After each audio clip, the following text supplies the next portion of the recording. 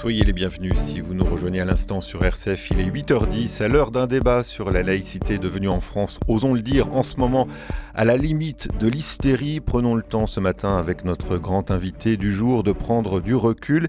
Il faut pour cela ne pas hésiter à faire de l'histoire. Il ne faut pas craindre de se plonger dans l'histoire d'une notion dont l'origine ne remonte ni en 1905 ni au moment de la Révolution française, mais qui tisse avec les religions et notamment le christianisme des rapports beaucoup plus complexes qu'il n'y paraît. Bonjour Jean-François Colosimo. Bonjour. Cette histoire, vous en faites le parcours dans votre dernier essai, La religion française, publié aux éditions du Cerf. Alors clairement, pour affronter les débats de société qui sont les nôtres aujourd'hui, notamment autour du port du voile islamique dans l'espace public français, on ne peut pas ignorer cette histoire que j'évoquais en introduction, sinon le débat risque d'être stérile. Oui, moi ce que je nomme la religion française, c'est pas du tout la religion de la France. Vénérer la France, pourquoi pas, mais c'est pas mon objet. Ce n'est pas non plus de dire qu'il y aurait une religion française, par exemple, qui s'appellerait la laïcité. Du tout. La laïcité, c'est la dernière étape, en fait, de ce long processus qui distingue radicalement la France dans tous les pays d'Europe et qui est une distinction entre le spirituel et le temporel, comme il n'y a pas ailleurs, tout simplement. Alors d'où ça vient ? Ça vient que dans l'Europe médiévale, il ne faut pas rêver, la France ne commence pas vraiment avec Vercingétorix ni avec Clovis, mais avec l'élection du Capet, les Capétiens vont dessiner une aventure, là où l'Europe est dominée par le conflit entre le pape et l'empereur. Eh bien, la France va choisir de se réinventer comme le royaume biblique d'Israël, c'est-à-dire un petit royaume qui lutte contre toutes les puissances externes pour sa liberté et qui ne s'en remet qu'à Dieu. D'ailleurs, vous savez, la fameuse formule de droit divin, c'est ça que ça voulait dire. Les rois de France ne se prenaient pas pour des avatars de Vishnu. Ils voulaient dire qu'en fait, leur pouvoir ne procédait que d'en haut, c'est-à-dire de personne d'autre sur terre, du ciel seulement. Donc, qu'est-ce qui s'est passé ? Eh bien, ce qui s'est passé, c'est que la lutte entre le pape et l'empereur a abouti avec la réforme. Je ne parle pas ici de la grande réforme, de l'inspiration biblique, la foi, l'écriture, etc. Je parle de la réforme dans ses effets politiques. La réforme dans ses effets politiques, c'est assez simple. C'est la fusion du temporel et du spirituel dans des chefs d'État qui sont en même temps des chefs d'Église. Vous voyez Henri VIII en Angleterre, mais c'est vrai de tous les pays nordiques, germaniques, scandinaves. En France, le roi ne se prendra jamais pour le chef de l'Église. Il y a bien un spirituel, le pape en est le patron, n'est-ce pas ? Mais le roi de France, lui, il va examiner les conséquences du spirituel dans le temporel, dans sa finitude. Et pour ça, qu'est-ce qu'il va faire ? Il va s'attribuer, il va reprendre à son compte les attributs du pontificat. Alors on perçoit bien l'importance de l'histoire dans vos propos pour circonscrire ce sujet. Vous écrivez ceci: circonscrire la laïcité, compter avec elle et compter sur elle requiert d'aborder la compter pour ce qu'elle a été sur la longue durée, sans rechigner à remonter le temps, en vertu de la simple évidence qui condamne quiconque ignore son passé à ne pas se connaître d'avenir. Alors aujourd'hui, encore une fois, je reformule ma question de tout à l'heure, aujourd'hui la laïcité, elle serait anhistorique ? Non, aujourd'hui, la laïcité est devenue un de ces mots valises, comme d'ailleurs nation, république, France, que tout le monde se dispute. Mais avec le risque d'instrumentalisation que ça peut entraîner. Mais bien entendu, vous avez, alors évidemment, trois grands risques d'instrumentalisation. Vous savez que cette laïcité, on n'arrête pas de l'adjectiver, de lui donner des épithètes, comme si le mot ne suffisait pas. Alors que le mot suffit, c'est un mot tardif qui apparaît en 1880. C'est une étape de ce long processus, n'est-ce pas, de séparation du spirituel et du temporel, mais dans un rapport gagnant-gagnant. L'État va être libre de l'Église et des Églises, mais l'Église va être libre de l'État aussi. Telle qu'on la trouve dans la loi de 1905, où le mot de laïcité ne figure pas. Non, il figure pas, et en plus c'est une loi un peu, c'est un divorce à l'amiable, quoi, en quelque sorte. Fait d'un certain nombre de compromis. L'Église a voulu se prendre pendant un temps pour l'État. L'État a voulu inventer des églises. Vous voyez, c'était la Troisième République, le Panthéon, le catéchisme républicain, etc. Et là, on dit chacun chez soi, mais on va rester articulé, malgré tout, dans cette séparation. Alors, cette laïcité, aujourd'hui, est instrumentalisée par l'extrême droite de manière claire. Pas seulement, d'ailleurs. Non, mais pas seulement, mais de manière claire par l'extrême droite, qu'on avait connue parfois très dévote intégriste, parfois très païenne, mais qu'on avait rarement connue laïque. C'est un signe des temps. Elle est instrumentalisée par l'extrême gauche, qui, elle, veut une soi-disant laïcité ouverte. La laïcité, on n'arrête pas de la dire ouverte, fermée, intransigeante, tolérante, etc. L'extrême gauche qui cherche un peuple de substitution dans l'immigration et est prêt à des concessions tout à fait inouïes sur le statut des femmes, etc. Et puis, les élus de droite et de gauche, depuis longtemps, se sont malheureusement arrangés du malheur social qui règne dans les cités pour abandonner les populations à des imams de fortune qui sont en fait de véritables prosélyte. Alors qu'on voit bien qu'émerge, même si c'est quelque chose de relativement ancien, mais c'est manifeste en ce moment, deux postures antagonistes extrêmes, une laïcité qui signifierait tolérance religieuse et une laïcité qui, à l'opposé, signifierait l'exclusion du religieux. Alors, encore une fois, comment on peut sortir cet antagonisme-là ? La religion française, la religion, c'est ce qui a fait la France en tant que nation, et c'est l'idée assez claire, surtout au moment des guerres de religion, qu'il faut qu'il y ait une certaine transcendance de l'État par-delà les confessions, parce que les religions ont toute une capacité d'exclusion, au nom simplement du statut de la vérité qu'elles recèlent, donc d'exclusion entre elles, mais elles ont aussi une faculté de domination sur leurs propres fidèles, en raison là aussi du caractère complètement holistique de la vérité qu'elles proposent. Alors, quand elles entrent dans l'espace public, ces religions, telles qu'elles se définissent elles-mêmes, avec leur caractère absolu, n'est-ce pas ? Eh bien, elles entraînent le risque de l'hostilité, de la sédition, de la guerre civile. En fait, la laïcité, c'est un grand exorcisme du risque de guerre civile que portent toutes les religions, toutes les convictions, d'ailleurs. Oui, c'est ça. Et donc, les religions doivent accepter une forme de neutralité dans l'espace public ? Mais en fait, ce qui se passe, c'est que quand elles rentrent dans l'espace public, l'État en France, parce que quand on dit évidemment la relation de l'Église et de l'État, en fait, le moule, c'est l'État français et l'Église catholique, ne nous trompons pas. Et le catholicisme a une part essentielle dans la fabrication de cette laïcité, même si parfois ça a été disputé, mais en fait c'est un rapport véritablement aussi symbiotique, n'est-ce pas ? Alors de ce point de vue-là, oui, bien sûr, nous sommes face, en fait, aujourd'hui, à une mécompréhension totale, parce que la neutralité, elle n'est pas acquise dès le départ.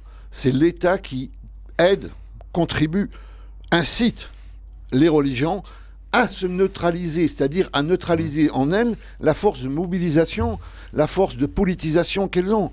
On demande aux religions d'entrer dans l'espace public parce qu'on a eu l'expérience des guerres de religion, on leur demande d'entrer dans l'espace public démilitarisé.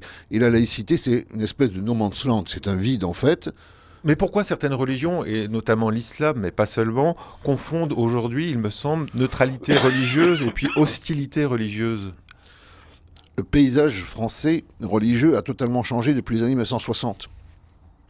Évidemment, le catholicisme a eu la révolution Vatican II et puis aussi l'afflux du mouvement charismatique, qui peut-être était assez différent au fond de la tradition, d'une certaine tradition plus rationnelle du catholicisme français. Même si certains disent que c'est une révolution conservatrice. On va peut-être pas épiloguer là-dessus, mais effectivement, oui. Oui, vous savez, c'est pour aller très vite, puisque c'est quand même, on est sur SF, le cardinal Danielou disait « Les catholiques de droite préfèrent prier Dieu le Père, les catholiques de gauche préfèrent prier Dieu le Fils. Quant aux catholiques qui prient le Saint-Esprit, vous verrez, ils ont commencé à la gauche extrême, ils finiront à la droite extrême. » Mais bon, c'est une manière de parler. Bon, le judaïsme a changé avec l'apport des séfarades. Le protestantisme a vu arriver aussi les néo-protestantismes américains, qui sont une part du problème de la laïcité aujourd'hui, comme l'islam. Pourquoi ? Parce que ces néo-protestantismes américains, comme l'islam, ont l'habitude, en fait, d'une immixtion du religieux dans le politique. Donc il ne faut pas, évidemment, juste se fixer sur l'islam, ce serait une grosse faute. Oui, mais quand même, arrêtons-nous quand même sur l'islam, puisque c'est vrai que les débats sont en ce moment autour du port du voile, mais ça va bien au-delà. En tout cas, c'est sur la question d'un islam français que se concentre aujourd'hui le débat. Est-ce que l'islam en France peut intégrer davantage cette neutralité ou c'est impossible ? Ou le problème, c'est que l'État n'a pas réalisé sur l'islam ou sur les christianismes néo-américains la neutralisation qu'il a pu exercer sur les autres. Alors, la souffrance des protestants est connue, n'est-ce pas ? Les dragonnades, la révocation de l'édit de Nantes. On connaît mal la violence symbolique qu'ont suivi les Juifs. L'émancipation a été une violence symbolique. On a pris des gens qui étaient dans un univers classique, traditionnel, et puis d'un coup, on les a mis, on leur a dit, devenez des citoyens. Ça a été très violent, et il y a le fameux questionnaire de Napoléon, demande aux Juifs de se décider entre leur religion et la patrie. Et c'est très dur. Et le conflit a existé aussi entre l'État et le catholicisme, on l'oublie parfois. Et puis voilà, et puis bon, et on oublie quand même la violence aussi à des expulsions des congrégations. Vous voyez, il y a eu des morts pour protéger les tabernacles. C'était il y a un siècle. Donc, ce rapport a été conflictuel. Nous ne sommes pas là pour justifier du tout les cruautés qui ont pu advenir par le passé.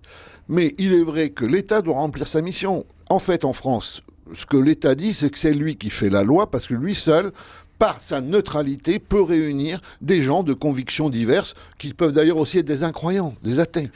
Donc l'intégration de la neutralité pour ce qui concerne l'islam en France, ça ne se fera pas sans conflit, c'est ce que vous voulez nous dire ? Ça ne peut pas se faire sans des formes de conflit qui se réfèrent à la loi. Mais évidemment, la tentation qu'on a, parce que l'État est faible aujourd'hui, c'est soit de penser qu'il ne faut rien faire, ce qui est une manière de traiter nos compatriotes musulmans d'une drôle de façon, un peu néocolonialiste. Parce que si on pense que la France porte des valeurs universelles, on a envie de les partager avec eux. Si on pense que finalement, ce rapport un peu conflictuel entre l'État et les églises, et la synagogue, a favorisé aussi la création d'un catholicisme français qui a rayonné dans le monde, d'un protestantisme français qui a rayonné dans le monde, d'un judaïsme français qui a rayonné dans le monde. Pourquoi ? Parce qu'il y a eu une forme de libération de la théologie qui s'est accomplie.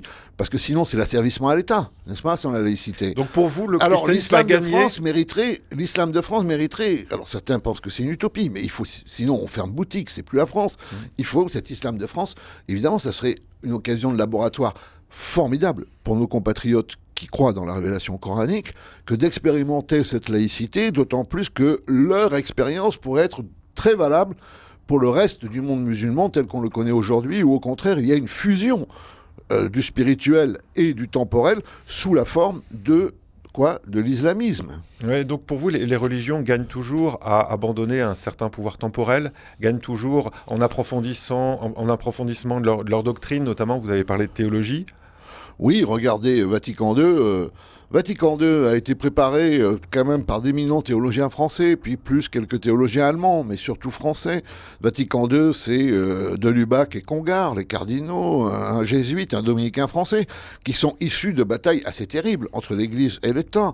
Mais ils ont gagné quoi ? Une liberté théologique. Comment l'Église se réinvente lorsque l'Église, en fait, n'a pas le soutien de la puissance temporelle ? Alors elle y perd peut-être en volume sociologique, un peu parfois comme quand on est obèse, on se met au régime, mais elle y gagne en vivacité et en liberté. Regardez ce fait extraordinaire quand même.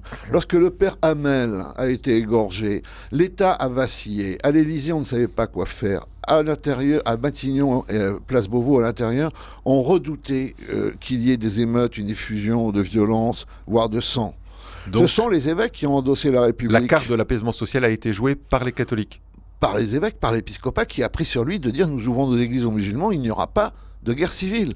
Ça a été fantastique, ça a été tellement fantastique que François Hollande, qui s'était un peu mal conduit avec le pape François précédemment, s'est rendu à Rome pour le remercier, et M. Cazeneuve, dont c'est pas vraiment les opinions, on le sait, s'est rendu à Lourdes, peut-être pour dire merci aux évêques, peut-être pour rendre grâce à Marie. Donc ce fait d'actualité-là, pour vous, c'est le symptôme de cet équilibre qu'il y a entre État et religion en France, État et christianisme en France ? Oui, parce que comme je l'ai dit, l'État s'est accaparé les attributs de la papauté. Il a déclaré qu'il était souverain, comme le pontife est souverain. Il a déclaré qu'il avait un clergé. C'est la haute fonction publique, n'est-ce pas ? Et qui est quasiment assermenté pour le bien commun. Donc l'État a récupéré un pouvoir de sacralité dévolu aux religions. Il a surtout récupéré le magnifique fonctionnement de l'institution catholique, un droit canon en particulier, qui est le droit administratif, qui fait hurler les anglo-saxons. Vous savez, c'est un truc qu'on ne comprend pas. Mais en France, quand l'État juge les affaires de l'État, il ne fait pas de la justice, il fait de la politique. Et puis, une diplomatie arbitrale, c'est-à-dire être l'arbitre entre les nations, aider à la paix. Tout ça, ce sont des formes d'inspiration par lesquelles la monarchie française s'est débrouillée d'être avec la papauté, sans être sous la papauté. Vous savez qu'il y a une quarantaine de capétiens, il y en a quand même une trentaine qui ont été excommuniés par Rome, et pas pour des raisons morales, pour des raisons politiques. Donc cette quête de liberté, elle était là. Elle reste essentielle. Dans un monde qui est abandonné aujourd'hui à toutes les confusions, en fait, entre véritablement le ciel et la terre, cette idée de séparation qui permet de retrouver d'autres articulations, comme je l'ai dit, n'est-ce pas ? Comme quand l'épiscopat se fait le premier défenseur de la République et du bien commun. Mais est-ce que cet idéal, il n'est pas un peu mis à mal aujourd'hui ? Parce que vous écrivez ceci dans votre essai, « Tournant le dos à la religion française, les petits princes successifs du début du XXIe siècle ont restauré à leur propre usage et bénéfice la conception utilitaire du fait religieux ». Qu'est-ce que vous voulez dire ? L'équilibre français propre à la religion française est aujourd'hui mis à mal ? C'est un peu une notion que partagent, d'ailleurs ils ont beaucoup de ressemblances, Nicolas Sarkozy, Emmanuel Macron, que l'Église... C'est eux les petits princes ? Ils ne sont pas très grande taille, non, il me semble. Oui. Puis ils ont un petit côté petit prince dans la réussite, n'est-ce pas ? écoutez, tous les deux, c'est assez clair quand même. Ils ont une conception assez utilitaire de la religion comme facteur d'ordre. Mais la force de la religion, elle n'est pas là. Elle est dans son prophétisme. C'était un peu toute l'ambiguïté du discours au Bernardin, n'est-ce pas? On demandait aux catholiques d'être de bons assistants sociaux et finalement de mettre un peu leur foi sous le boisseau. Mais leur foi, c'est un incendie aussi. Un incendie parce que cette foi, elle appelle à d'autres valeurs. Elle appelle à un renversement de l'ordre habituel du monde. Et donc, de ce point de vue-là, il faut se méfier de ces conceptions un peu utilitaires. Mais je vois que l'actuel président de la République, Emmanuel Macron, qui avait commencé très libéral, est en train de devenir colbertiste, qui avait commencé assez communautariste, est en train de reprendre cette idée, puisque vous savez qu'il a convoqué les responsables musulmans pour leur demander de combattre l'islamisme. Et c'est la bonne idée. Ce sont les musulmans qui ont, il faut leur vouer un respect têtu à nos compatriotes musulmans, ils ont la plupart des réponses pour effectivement trouver, comme nous, dans la plénitude des droits, effectivement, ce que j'appelle cette religion française. Merci Jean-François Colosimo. La religion française, c'est le titre, je le rappelle, de votre dernier essai. Il est publié aux éditions du Cerf.